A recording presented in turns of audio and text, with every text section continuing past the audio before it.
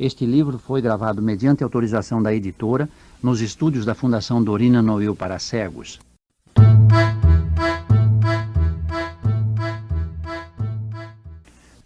A Sabedoria da Trilha, Jack London. Tradução de Rosane Burguil Pavan. Lido por Anselmo Denofrio em agosto de 2001. Sitka Charley havia conquistado o impossível. Outros índios poderiam ter conhecido tanto sobre a sabedoria da trilha quanto ele, mas só Sitka Charley entendeu a sabedoria do homem branco, a honradez da trilha e a lei. Essas coisas, entretanto, não haviam sido obtidas por ele de uma só vez. A mente indígena é lenta para generalizar e muitos fatos, repetidos continuamente, são necessários para que ela alcance o entendimento. Sitka Charley, quando criança, foi julgado ao convívio frequente com os homens brancos e, adulto, escolheu dividir sua sorte com eles, exilando-se, de uma vez por todas, de sua própria gente. Mesmo respeitando, quase venerando o poder do branco e considerando bem o assunto, ele ainda tivera de adivinhar a essência secreta daquele povo que não era o seu, a honra e a lei. E foi só com o passar dos anos que ele veio finalmente a entender. Sendo um estranho, quando percebeu, ele compreendia melhor essa essência que o próprio homem branco. Sendo um índio, ele havia conquistado o impossível. E, em razão disso tudo, ele tinha criado um certo desprezo por sua própria gente, um desprezo que ele havia transformado em dissimulação, mas que agora explodia em uma tempestade de maldições em várias línguas sobre as cabeças de Kashukti e Golri. Os dois índios se encolhiam de medo atrás de Sitka Charley, covardes demais para atacar, ferozes demais para esconder suas presas. Eles não eram belas criaturas, nem Sitka Charley era. Todos os três possuíam um olhar amedrontador. Não havia carne em suas faces. As maçãs de seus rostos eram repletas de cicatrizes medonhas que se haviam rachado e congelado na intensa neve. Enquanto seus olhos queimavam sombriamente com a luz que nasce do desespero e da fome. Homens assim situados, além do território da honra e da lei, não são confiáveis. Sitka Charley sabia disso, e essa foi a razão pela qual ele os obrigou a abandonar seus rifles com o resto da tralha do acampamento 10 dias antes. Seu rifle e o do capitão Eppingwell foram os únicos que restaram. «Venham, faça o fogo!» ele ordenou, desengavetando a preciosa caixa de fósforos com suas hastes de galho seco. Os dois índios mostravam-se visivelmente irritados por ter de juntar pedaços secos de galhos de árvore e toda espécie rasteira. Eles eram fracos e frequentemente interrompiam o trabalho, esbarrando em si próprios quando se curvavam, com movimentos vertiginosos ou cambaleando no meio da operação, com os joelhos tremendo feito castanholas. Após cada viagem, eles descansavam por um instante, como se estivessem doentes ou mortalmente esgotados. Às vezes, seus olhos adquiriam a paciente indiferença dos tolos. E, novamente, o ego de Sitka Charley parecia estar estourando à vista de todos com um grito selvagem. Eu quero existir! A nota dominante de todo o universo vivo. Um leve sopro de ar vinha do sul, picando a parte descoberta de seus corpos e empurrando o gelo, como agulhas de fogo, através da pele e da carne, em direção aos ossos.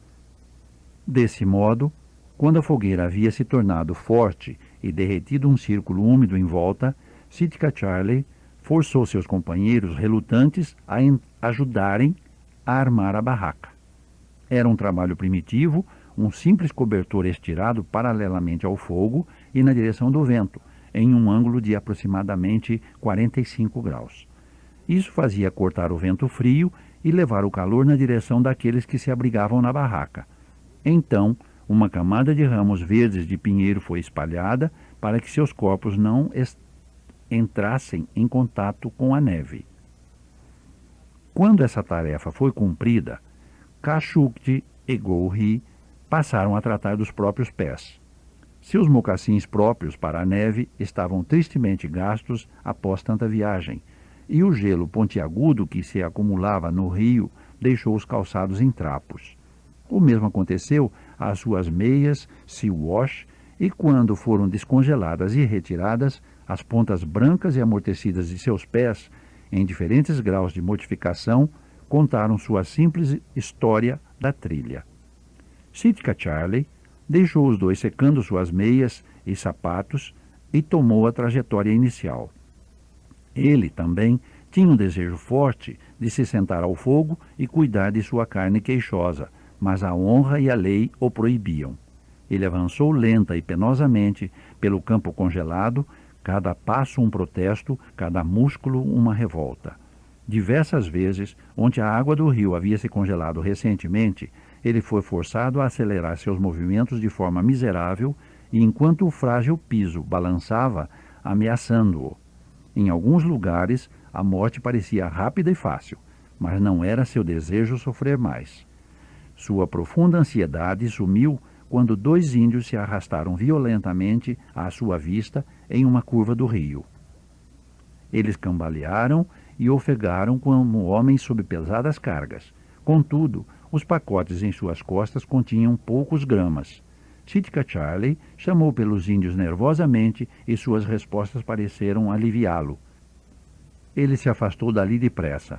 Em seguida, vieram dois homens brancos carregando uma mulher.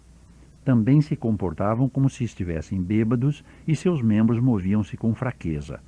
Mas a mulher encostava-se levemente sobre eles, preferindo carregar-se a si mesma para a frente com sua própria força.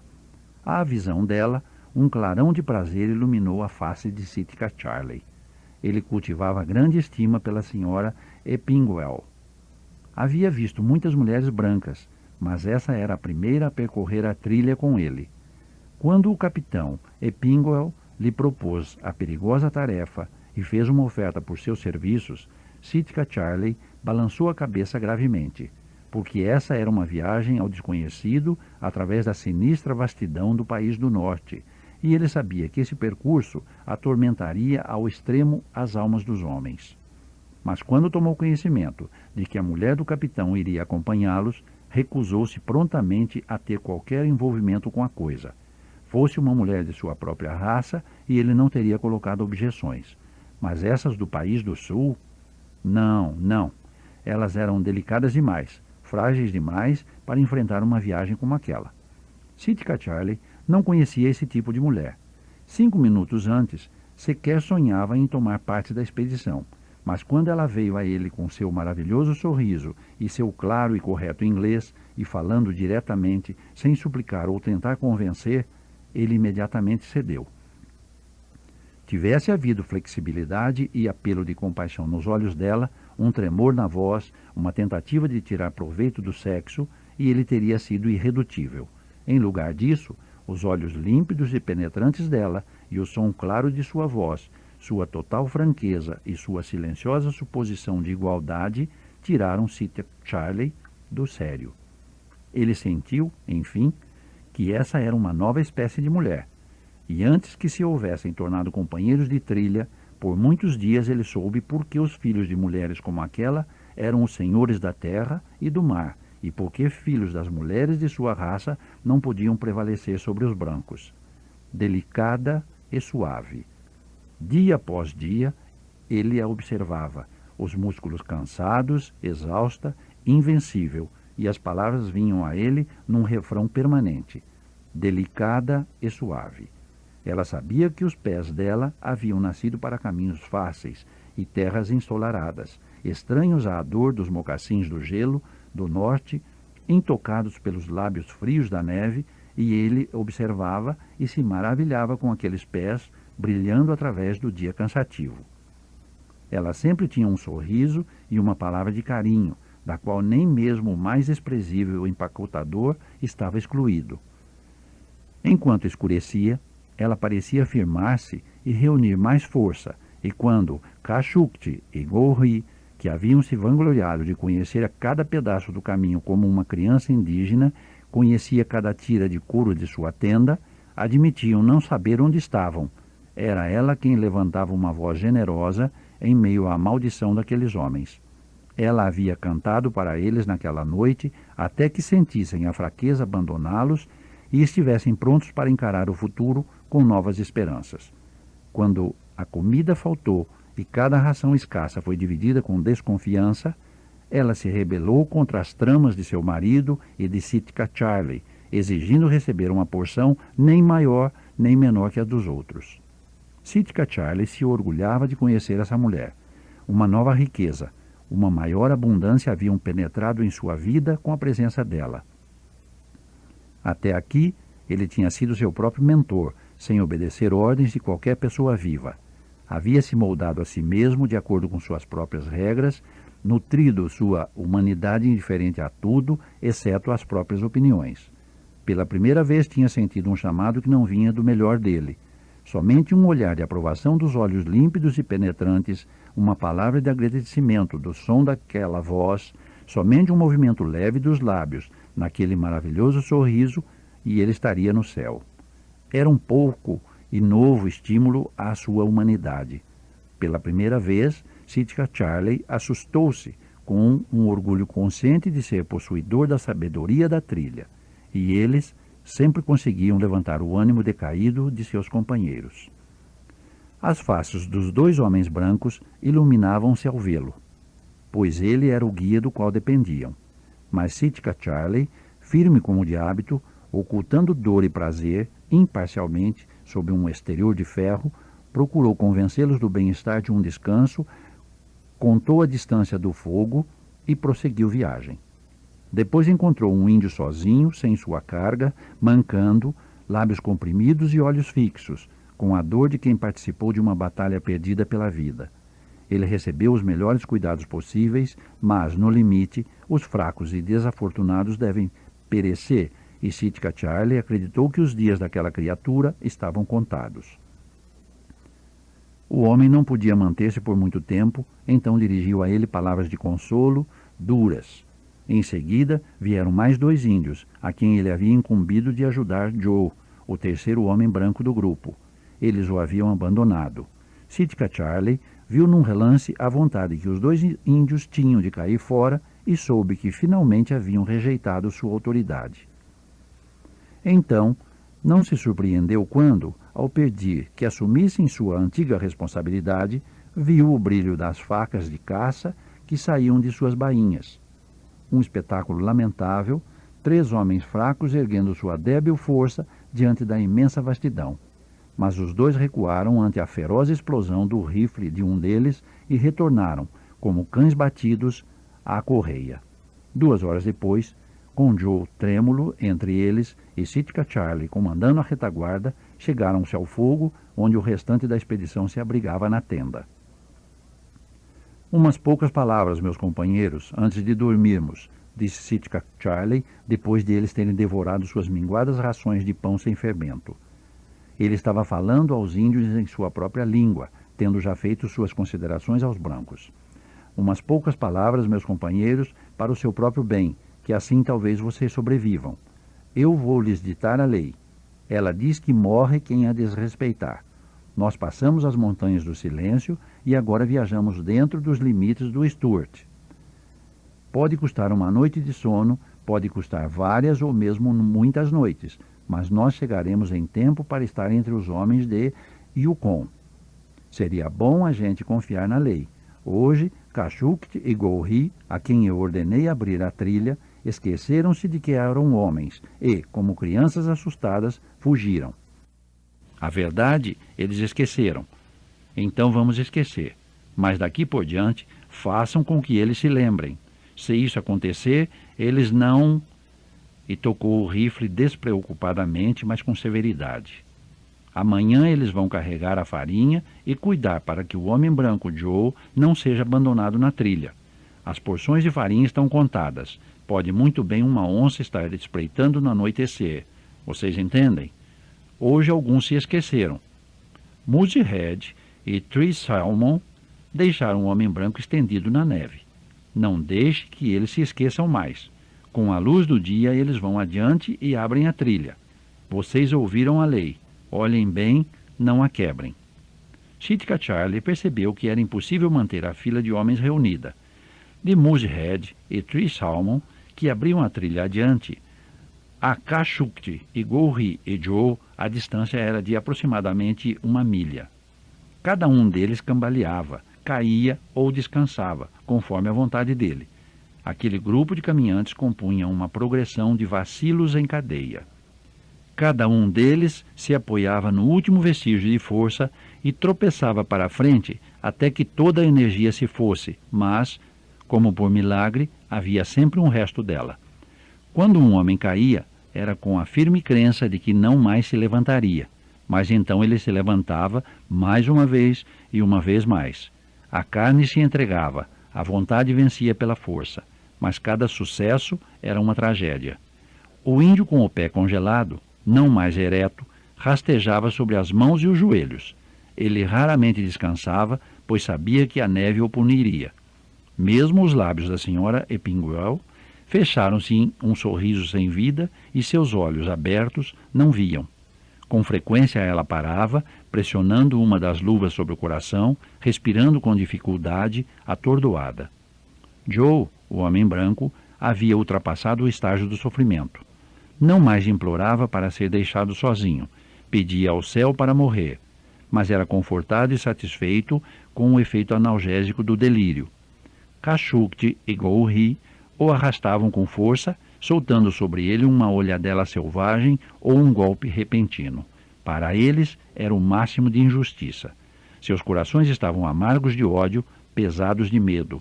Por que haveriam de sobrecarregar sua força com a fraqueza dele? Fazer isso significava a morte. Não fazer, e eles se lembravam da lei de Sitka Charlie e do rifle. Joe sentia a luz do dia aproximar-se do fim, e tão difícil era erguê-lo que os dois índios acabavam por soltá-lo mais e mais. Algumas vezes, todos os três se lançavam à neve, tão fracos os índios se tornaram. Entretanto, suas costas carregavam vida e força e calor. Nos 3 sacos de farinha estavam todas as potencialidades da existência. Eles só pensavam nisso e não foi estranho aquilo que lhes passou pela cabeça. Haviam caído ao lado de um monte de toras, onde 1000 pedaços de madeira esperavam por um palito de fósforo. Próximo a eles estava um buraco vazio na neve.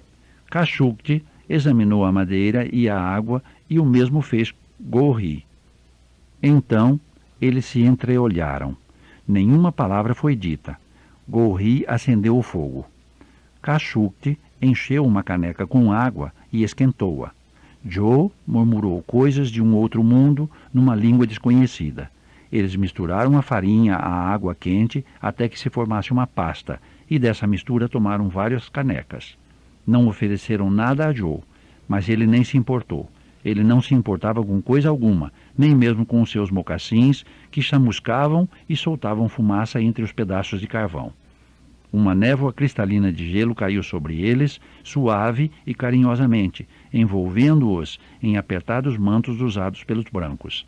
E seus pés teriam percorrido ainda muitas trilhas se o destino não tivesse limpado as nuvens e clareado o ar. Mas ainda, um atraso de 10 minutos teria sido a salvação para eles. Sitka Charlie, olhando para trás, viu as espirais de fumaça daquela fogueira e adivinhou tudo. Olhou para a frente, para aqueles que eram fiéis e para a senhora Epinguel. Então, meus bons camaradas, vocês novamente se esqueceram de que eram homens? Bom, muito bom. Haverá menos barrigas para alimentar. Sitka Charlie fechava os sacos de farinha enquanto falava, amarrando os pacotes em suas costas com uma correia. Chutou Joe até que a dor rompesse o êxtase do pobre diabo e o trouxesse trêmulo sobre os pés. Então ele o empurrou para a trilha e o recolocou em seu caminho. Os 2 índios tentaram fugir. Parado, Golri! E você também, Khashoggi! Por acaso a farinha deu tanta força às suas pernas que elas escaparam do comando? Não pensem em enganar a lei. Sejam homens pela última vez e estejam satisfeitos de morrer com o estômago cheio. Venham, aproximem-se, de volta às toras de madeira, ombro a ombro. Venham. Os 2 índios obedeceram, quietos, sem medo, pois é o futuro que importuna o homem, não o presente. Você, Golri, tem mulher, filhos e uma tenda de camurça em Chipewyan. Qual é o seu testamento? Dê a ela o que é meu, segundo a palavra do capitão. Os cobertores, o terço, o tabaco, a caixa que faz sons estranhos na mão do homem. Diga que eu morri na trilha, mas não diga como. E você, Khashoggi, que não tem mulher nem filho? Tenho somente uma irmã, a mulher do feitor de Cochin. Ele bate nela e ela não é feliz. Dê a ela as coisas que me são de direito pelo contrato e diga a ela que seria bom voltar para a sua gente. Se você encontrar o homem, pode matá-lo, se não se importar. Ele bate nela, ela tem medo. Vocês estão contentes de morrer pela lei? Sim, estamos. Então adeus, meus bons camaradas. Vocês podem sentar-se ao lado do pote cheio, nas tendas aquecidas, antes que o dia se vá. Enquanto falava, ergueu o rifle e muitos ecos romperam o silêncio. Mal os índios haviam morrido e outros rifles falaram à distância. Sitka Charley sobressaltou-se. Tinha havido mais de um tiro, mas existia somente um outro rifle no grupo. Ele deu uma rápida olhada para os homens quietos no chão, sorriu maliciosamente à sabedoria da trilha e seguiu depressa ao encontro dos homens do Yukon.